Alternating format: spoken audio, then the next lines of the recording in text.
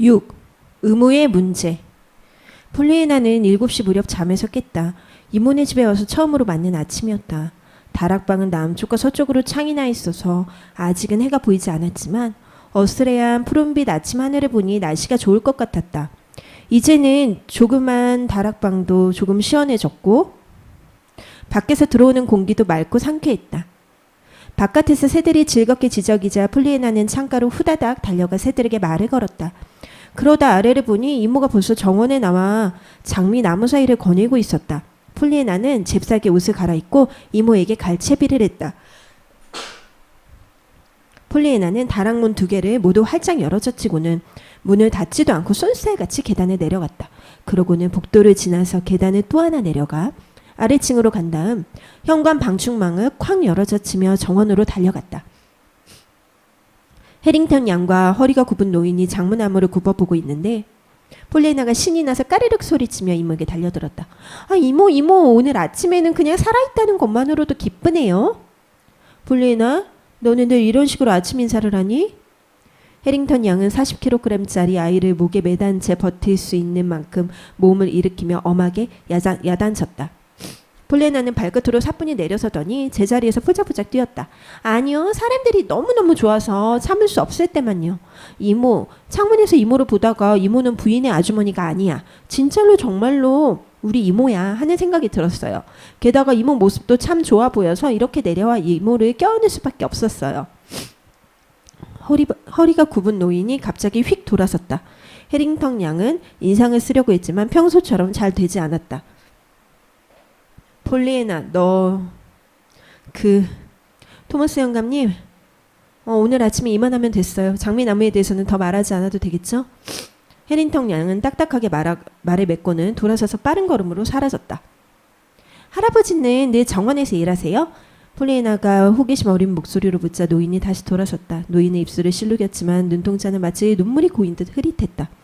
예, 아갑씨, 정원사 톰이오시다. 톰 영감은 그렇게 대답하고는 조심스럽게 하지만 뿌리칠 수 없는 힘에 이끌리기라도 한 듯 떨리는 손을 내밀어 폴리에나의 빛나는 머리카락을 잠시 만져보았다.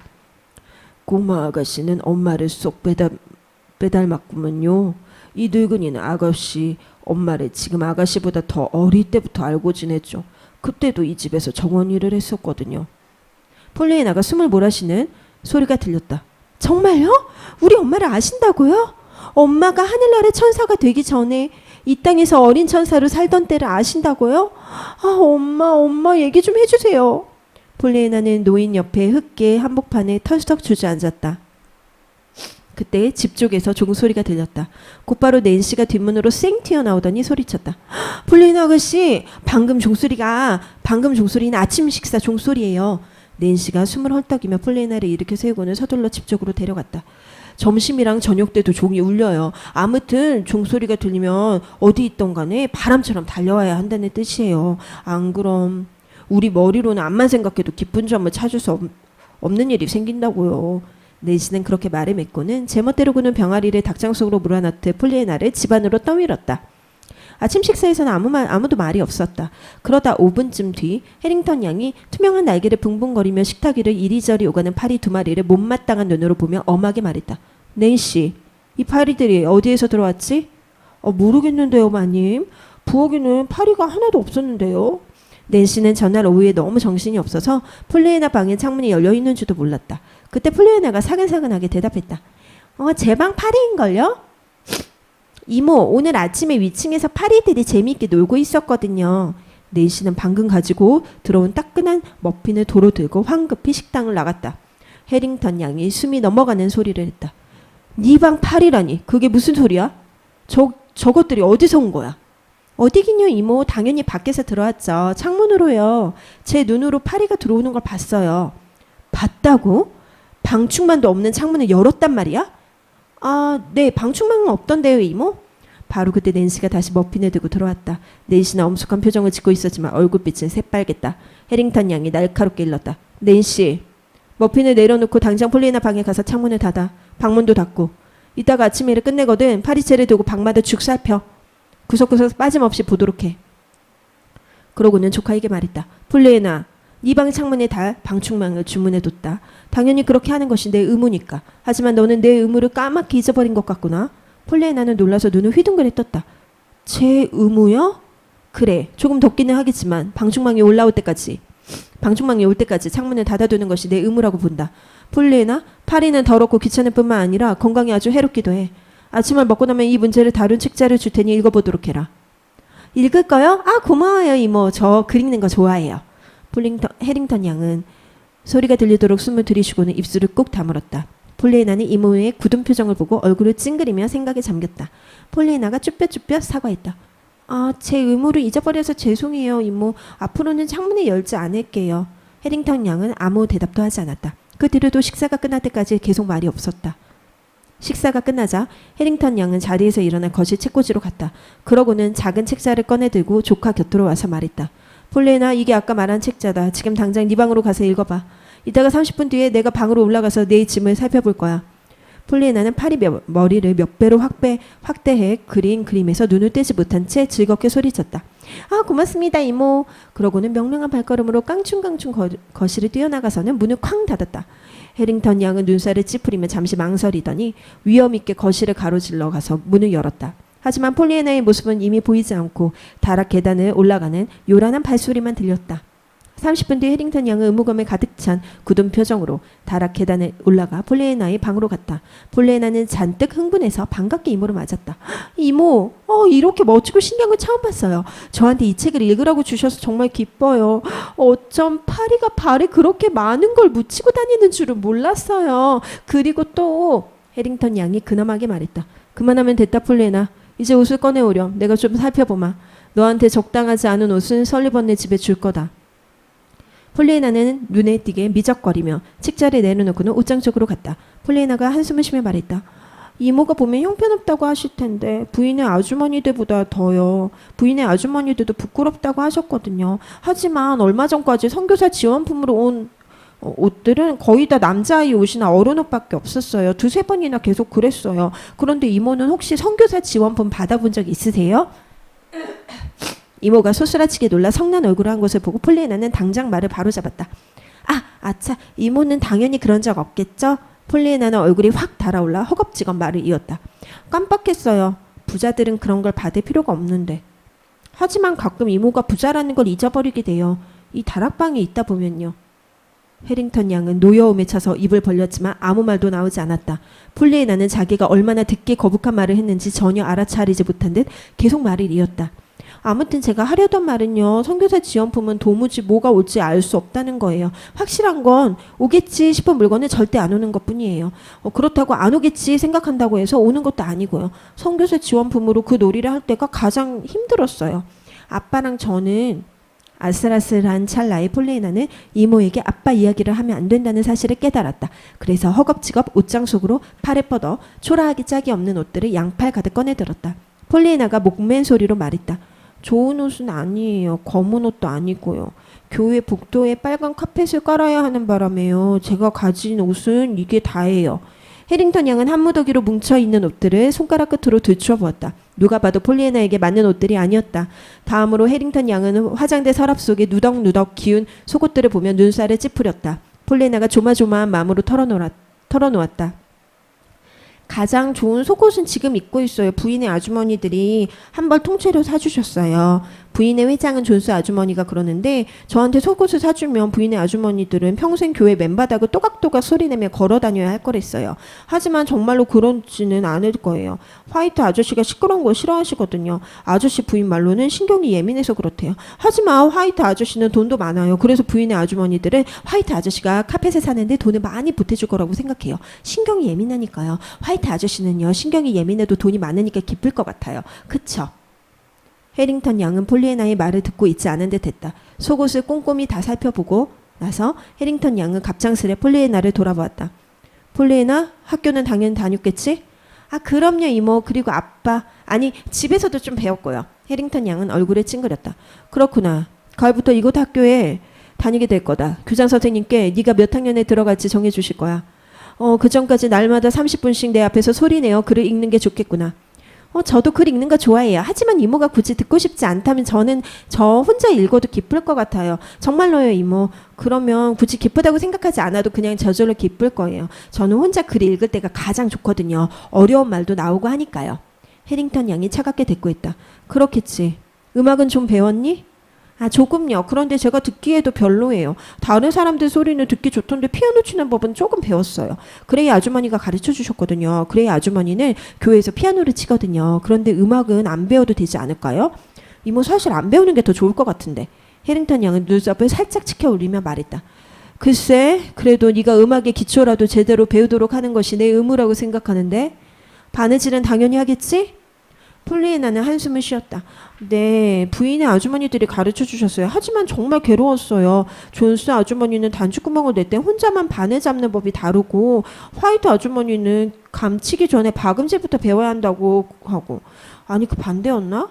그래서 해리먼 아주머니는 조각보 만들기는 아예 배울 필요가 없다고 그러시는 거예요. 이제 그런 문제는 없을 거다, 폴리애나. 당연히 내가 직접 바느질을 가르칠 테니. 요리는 아마 안 배웠겠지? 폴리애나가 갑자기 웃음을 터뜨렸다. 아주머니들이 올해 여름부터 가르쳐 주시긴 했는데 많이 배우지 못했어요. 바느질 수업보다 더 난리였거든요. 원래는 빵 굽는 법부터 배우려고 했어요. 그런데 누구 하나 할 것 없이 다 다르게 만드는 거예요. 그것 때문에 바느질 수업 하면서도 옥신각신 하시더니 결국에는 일주일에 오전 한나절씩 돌아가며 봐주시기로 했어요. 아주머니들 집 부엌에서요. 그런데 초콜릿 퍼지랑 무화과 케이크까지만 배우고 그만둬야 했어요. 폴리애나의 목소리가 갈라졌다. 초콜릿 퍼지랑 무화과 케이크라니. 빠른 시일 내에 제대로 바로 잡자꾸나. 해링턴 양은 기가 막히다는 듯이 내뱉고는 잠시 생각에 잠겨 말을 멈추었다. 그리고 다시 천천히 입을 열었다. 앞으로 날마다 아침 9시부터 30분 동안 내 앞에서 책을 읽도록 해라. 그 전까지는 방을 정돈하는 시간이다. 수요일과 토요일 오전에는 9시 30분부터 부엌에서 낸시에게 요리를 배울 거다. 다른 날 오전에는 나와 같이 바느질을 하고 남는 오후 시간에는 음악을 배울 거야. 물론 음악 선생님도 당장 구해주마. 해링턴 양은 그렇게 결정짓고 의자에서 일어났다. 폴리애나가 당황한 듯이 소리쳤다. 하지만 이모 그냥 살아있을 시간 하나도 안 남겨주셨잖아요. 살아있을 시간이라니? 그게 무슨 말이냐? 언제는 죽어있기라도 한단 말이니? 당연히 숨이야 늘 쉬죠. 그런데 배우는 시간에도요. 하지만 살아있지는 않은 거예요. 잠잘 때도 숨은 끊임없이 쉬지만 그건 살아있는 게 아니잖아요. 제가 말하는 살아있는 건 자기가 하고 싶은 일을 하는 거예요. 밖에서 놀고 책을 읽고 물론 혼자서 읽고요. 또 언덕을 오르고 정원에서 톰 할아버지랑 얘기하고 낸시 언니랑도 얘기하고 어제 지나온 무지 멋진 길거리를 구석구석 다니면서 어떤 집이 있고 어떤 사람들이 살고 그런 걸 모두 알아보는 거라고요. 저는 그런 게 사는 거라고 생각해요. 이모 그냥 숨만 쉬는 건 사는 게 아니라고요. 해링턴 양은 신경질을 내며 머리를 쳐들었다. 폴리애나 너는 정말 특이한 아이로구나. 당연히 노는 시간도 적당히 줄 거다. 하지만 내가 기꺼이 내 의무를 다해 너를 제대로 보살피고 가르친다면 너도 기꺼이 너의 의무를 다해 내 보살핌과 가르침이 헛되지 않게 감사히 받아들여야 하지 않겠니? 폴리애나는 소스라치게 놀란 얼굴이었다. 이모 제가 이모한테 감사할 줄도 모르는 아이로 보이세요? 저는 이모를 사랑해요. 이모는 부인의 아주머니도 아니고 제 이모라고요. 잘 알겠다. 그럼 감사할 줄 모르는 아이처럼 행동하지 않도록 신경 써라. 해링턴 양은 선심 쓰듯 말하고는 문 쪽으로 갔다. 해링턴 양이 계단을 반쯤 내려갔을 때 뒤에서 폴리애나가 떨리는 목소리로 조용히 이모를 불렀다. 이모, 제 옷 중에 어떤 걸 다른 집에 주실지 말씀해 주지 않으셨어요. 해링턴 양은 지친 한숨을 내쉬었다. 그 한숨 소리는 폴리애나의 귀에 곧장 와닿았다. 말한다는 거 깜빡했구나. 폴리애나 이따가 1시 반에 티머시가 모는 마차를 타고 같이 시내로 가자. 네 옷 중에 입을 만한 것은 아무것도 없더구나. 명색이 내 조카인데 너한테 그런 옷을 입혀 밖에 내보낼 순 없지. 그럼 내 의무를 내팽개치는 셈이 될 테니까. 이번에는 폴리애나가 한숨을 쉬었다. 그 말, 의무라는 말이 너무나 싫어질 것 같았다. 폴리애나가 아쉬운 듯이 입을 열었다. 이모, 그 의무란 걸 기뻐할 수 있는 방법은 없나요? 뭐라고? 해링턴 양은 깜짝 놀라 얼떨떨한 눈으로 폴리애나를 올려다보았다. 그러더니 갑자기 뺨이 새빨가진 채 휙 돌아서서 성난 걸음으로 옷자락을 끌며 계단을 내려갔다. 건방진 소리하지 마라 폴리나. 덥고 조그만 다락방에서 폴리나는 등받이가 고든 의자에 털썩 주저앉았다. 끝없는 의무만이 가득한 앞날이 폴리나의 눈앞에 성큼 다가와 있었다. 폴리나가 한숨 지었다. 그 말이 뭐가 그렇게 건방진지 모르겠어. 정말 그냥 그 의무라는 것에 뭔가 기뻐할 만한 점은 없는지 물어본 것뿐인데. 몇 분 동안 폴리나는 침대 위에 쌓여있는 처량한 옷더미를 애처로운 눈길로 바라보며 말없이 앉아있었다. 그러고는 천천히 일어나 옷을 치며 큰 소리로 말했다. 이제는 기쁠 일이 하나도 없겠네. 의무를 다해서 기쁠 때 빼고는 말이야. 그 생각에 폴리나는 풋 하고 웃음을 터뜨렸다. 7. 폴리나가 벌을 받을 때. 그날 오후 1시 반에 해링턴 양과 조카 폴리나는 티머시가 모는 마차를 타고 나가 저택에서 800m쯤 떨어진 포목점 4-5군데에 들렀다. 폴리나에게 새 옷을 사주는 일은 정도의 차이는 있어도 관련된 사람 모두에게 손에 땀을 쥐게 하는 경험이었다. 볼일을 다 보고 나니 해링턴 양은 마치 종이장처럼 얇은 살얼음판을 위태롭게 걷다가 마침내 단단한 땅 위에 발을 디딘 사람처럼 긴장이 탁 풀려 온몸이 축 늘어졌다. 해링턴 양과 폴리에나를 시중둔 여러 점원들은 폴리에나 때문에 얼굴이 시뻘개지기는 했어도 그 주 내내 친구들이 폭소를 터뜨릴 만한 재미난 이야기거리가 생겼다. 폴리에나는 만족스러운 마음으로 환하게 웃었는데 어느 점원에게 한 말에 따르면 다음과 같은 이유 때문이었다. 옷이라곤 선교사 지원품이랑 교회 부인의 아주머니들이 입혀주는 옷밖에 몰랐는데 이렇게 그냥 가게에 들어와 새 옷을 사니까 무지무지 멋져요. 게다가 옷이 몸에 안 맞아서 접에 올리거나 끌어내릴 필요도 없고요. 옷을 사고 나니 그날 오후가 다 지났다. 폴리나는 저녁을 먹고 정원에서 톰 영감과 신나게 이야기를 했고 이모가 이웃집에 간 사이에 설거지를 끝낸 낸시와 뒷문에서 또 이야기를 나누었다. 톰 영감은 폴리나에게 엄마에 관한 놀라운 이야기들을 들려주어 폴리나를 무척 행복하게 해주었다. 낸시는 저택에서 800km쯤 떨어진 변두리의 작은 농가와 낸시가 사랑하는 어머니 그리고 어머니만큼 사랑하는 동생들에 대해 낱낱이 이야기해 줬다. 낸시는 해링턴 양이 허락한다면 언제가 폴리나를 집에 데려가 동생들을 보여주겠다고 약속했다. 낸시가 한숨을 쉬며 말했다. 동생들은 이름도 다 멋지답니다. 들어보면 아가씨가 좋아할걸요? 동생들 이름은 엘저넌, 플로라벨, 에스텔이에요. 난 낸시가 딱 질색인데. 아니 낸시 언니 그게 무슨 말이에요? 왜요? 동생들 이름처럼 예쁘지가 않잖아요. 난 첫째라서 엄마가 내 이름을 지었을 때는 아직 예쁜 이름이 나오는 소설책을 많이 읽지 않았거든요. 하지만 저는 낸시라는 이름이 정말 좋은걸요. 언니한테 딱 어울려요. 폴리나가 딱 잘라 말했다. 그러자 낸시가 대꾸했다. 글쎄요. 클러리사 메이벨도 좋지 않아요? 그게 내 이름이라면 훨씬 더 행복할 텐데. 정말 의리의리한 이름 아니에요? 폴리나가 쿡쿡 웃었다. 그래도 이름이 헵지바가 아닌 건 기쁘잖아요. 헵지바? 네, 그건 화이트 아주머니 이름이에요. 아주머니 남편은 줄여서 헵 이렇게 부르는데 아주머니는 그렇게 부르는 거 싫어해요. 아저씨가 헵 이러고 부를 때면 꼭 뒤에서 후라라는 말을 붙일 것 같다나요? 만세 소리는 듣고 싶지 않은데 말이에요. 낸시는 어두운 얼굴을 펴고 한박 웃음을 지었다. 진짜 아가씨 입에서 뭔 말이 나올지 모르겠네요. 아가씨 이거 알아요? 이제부터 낸시라고 불릴 때마다 헵이 생각나서 킥킥거릴 것 같아요.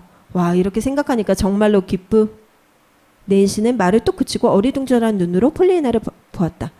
폴리에나 아가씨 혹시 그때 말한 그 놀이를 하고 있던 거예요? 그 이름이 헵지바가 아니란 걸 기뻐하도록요? 폴리에나가 얼굴을 찡그리더니 곧장 하하 웃었다. 어라 그러네요. 정말 그 놀이를 하고 있었네요. 그런데 해야지 생각해서 한 건 아니에요. 그냥 이렇게 저절로 될 때가 많아요. 뭔가 기쁜 점을 찾다 보면 몸에 배거든요. 그리고 무슨 일이든 계속 찾아보기만 하면 거의 언제나 기뻐할 만한 점을 찾을 수 있어요. 그렇겠죠. 낸시는 약간은 미심쩍어하며 대답했다. 8시 반에 폴리에나는 잠자리에 들었다. 방충망이 아직 오지 않아서 답답한 작은 방은 화덕처럼 후끈했다.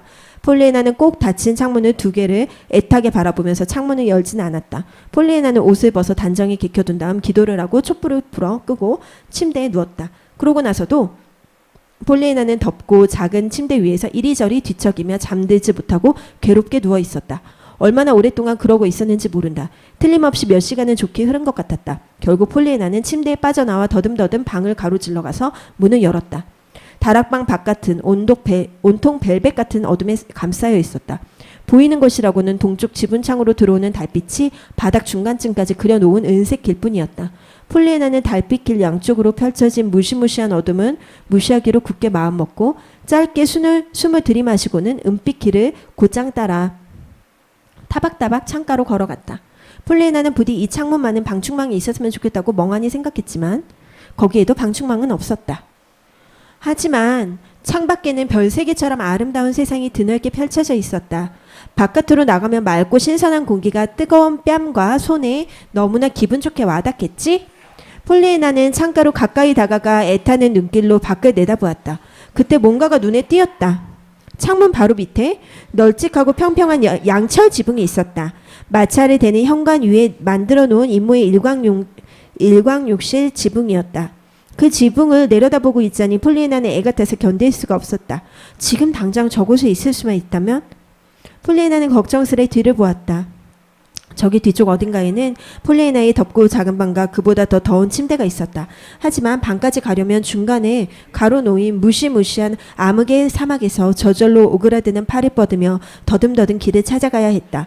반면 눈앞 바깥에 일광욕실 지붕 위에는 달빛과 맑고 시원한 밤 공기가 있었다.